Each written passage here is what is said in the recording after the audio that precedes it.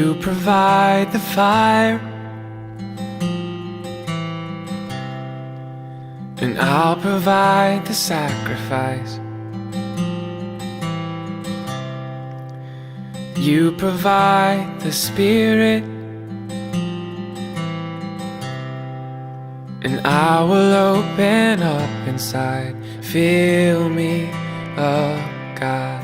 Fill me up, God. Fill me up, God. Fill me up, God. Fill me up.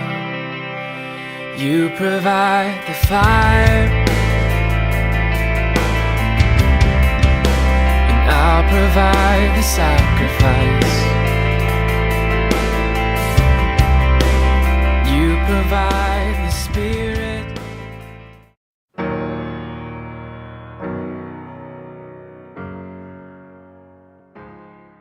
Celebrating 10 years of Generation Fire.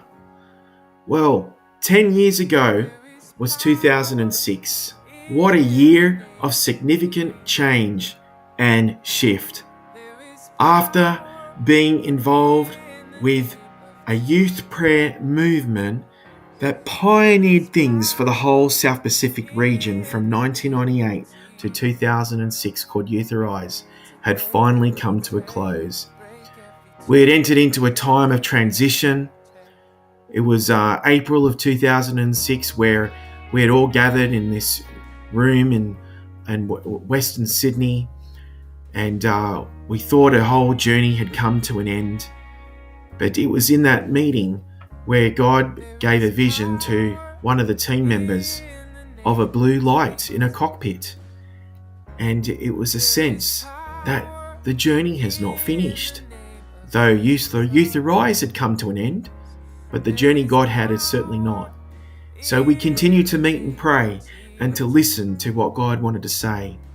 Later in 2006, in the month of May, it was actually in early June, 300 young people had gathered around Uluru to mark 400 years since the Portuguese explorer landed in Vanuatu and prophesied about the great south lands of the Holy Spirit being a place where the gospel would be freely preached until the return of Christ. A significant milestone. Things were set in motion as we celebrated these milestones, and at the end of June would be the final revival camp for Youth Arise, with a theme to let us tarry, as similar to the way the disciples did before Pentecost, where they were told by Jesus to tarry, to wait in Jerusalem for the coming of the Holy Spirit. And so there we were over the last weekend of June, 30 of us gathered to tarry, to see what God would do, to see what God would say. Well, God certainly said something, and he certainly met with us. And that weekend, we had a baptism of fire. In fact, it was like the weight of his presence had come like thickness, weighty presence. On the Saturday evening, we were caught up in God's presence for 2 hours, where God spoke, a call was given, the building shook, and we were all in one accord, and were all being filled with the Holy Spirit. That day, God had spoken in the afternoon, saying, "Is not my word like fire, but a hammer that smashes the rock?" And that night, we gave a message about the burning coals.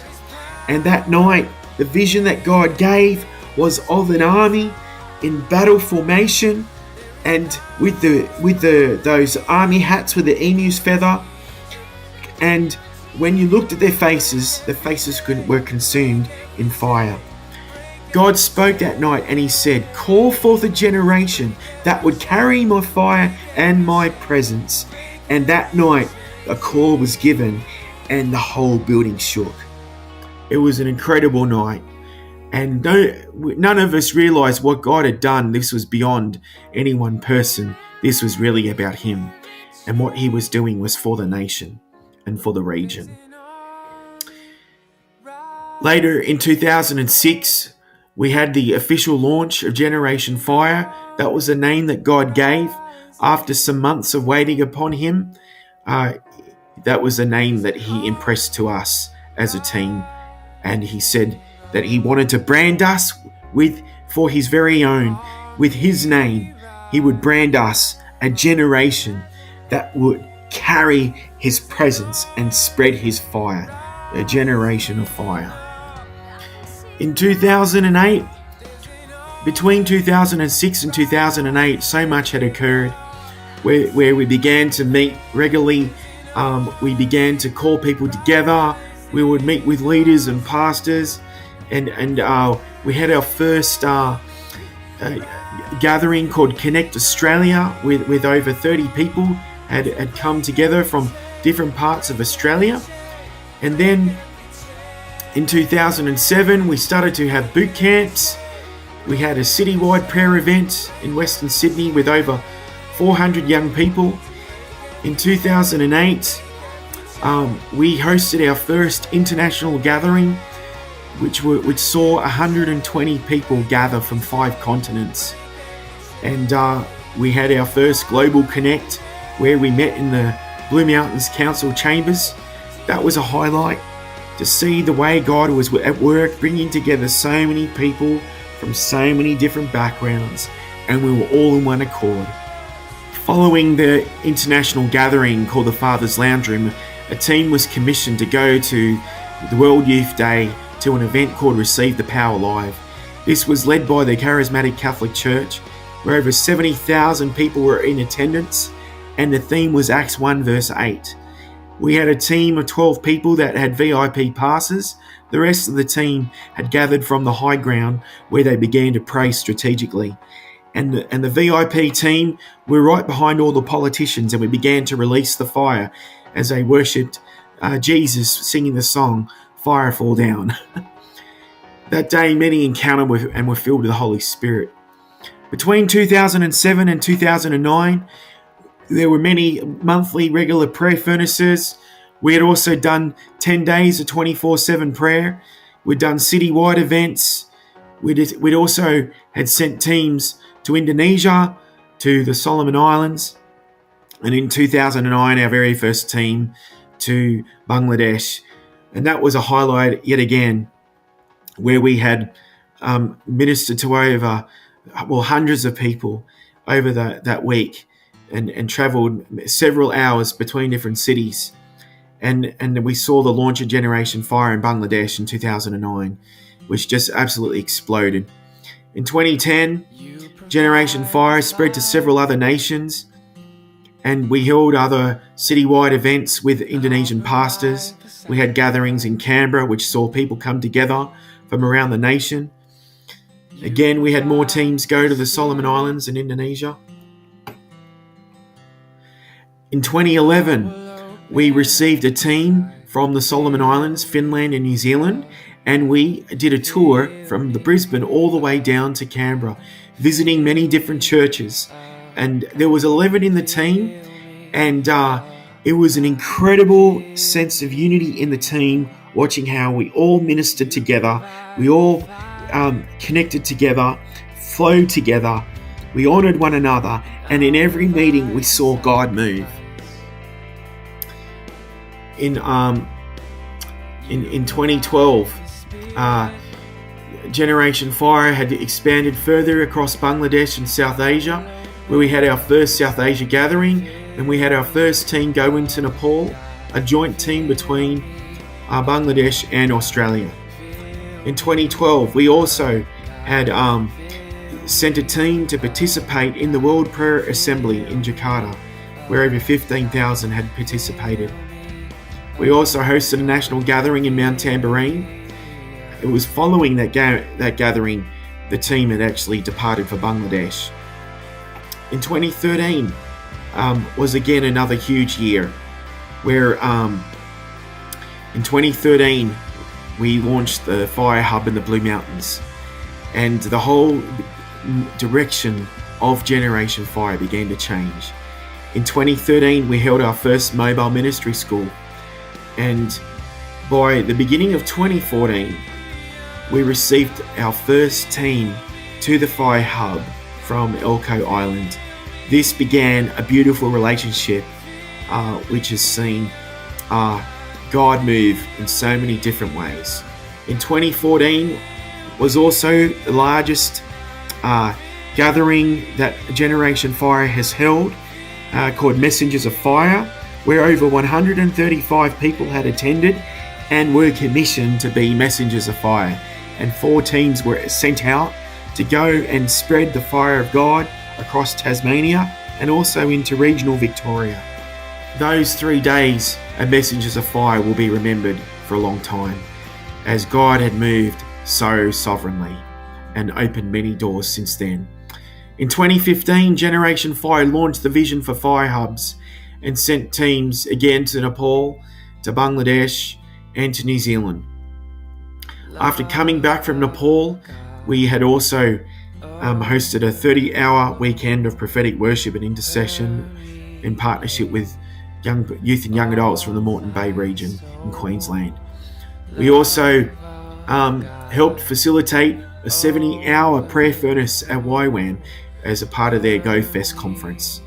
And then following that, we held our first mobile school with the Chinese churches.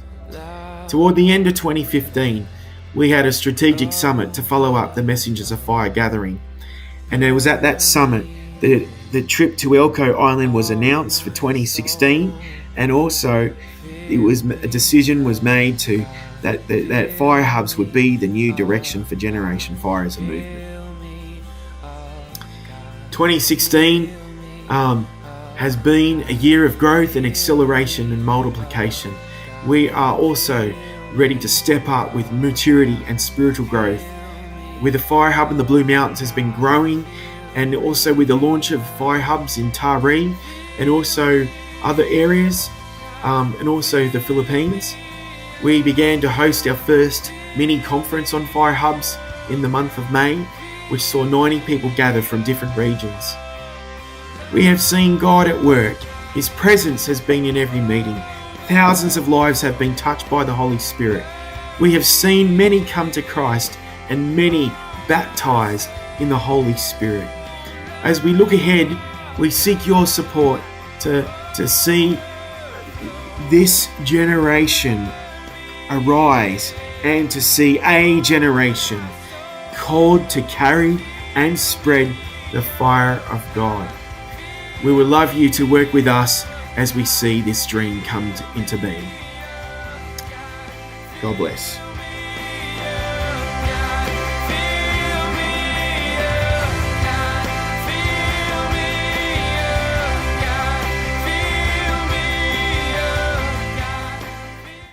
Generation Fire, it's Shane here, all the way from the UK. I'm sorry that I can't be with you tonight, but I'm super excited that we're celebrating the 10th anniversary of Generation Fire together. When Donnie asked me to share a video with you, he said, Shane, can you share something of a memory? As I've thought about it, one of the things that keeps coming to mind actually is back in 1995, 1996, maybe 97, somewhere around there.